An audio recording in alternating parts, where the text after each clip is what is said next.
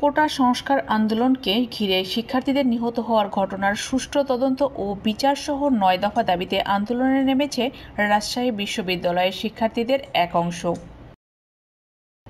সোমবার ২৯ জুলাই দুপুরে বিশ্ববিদ্যালয়ের প্রধান ফটকের সামনে অবস্থান নেয় আন্দোলনরত শিক্ষার্থীরা।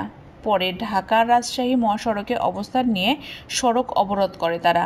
এ ঘটনায় মহাসড়কে যান চলাচল বন্ধ রয়েছে, ফলে কিছুটা ঘুরে বিকল্প পথে যাতায়াত করছে যাত্রীরা। শিক্ষার্থীরা জানান, তারা একটি মিছিল নিয়ে ক্যাম্পাস সংলগ্ন সড়ক প্রদক্ষিণ করে এরপর সেখানে বিক্ষোভ শুরু করেন। তাদের দাবি আদায় না হওয়া পর্যন্ত ধারাবাহিকভাবে চালিয়ে যাওয়ার কথা জানান। এদিকে শিক্ষার্থীদের এই আন্দোলনকে ঘিরে সতর্ক অবস্থানে রয়েছে বিজিবি পুলিশ। পুরো কর্মসূচি পর্যবেক্ষণ করছে প্রশাসন।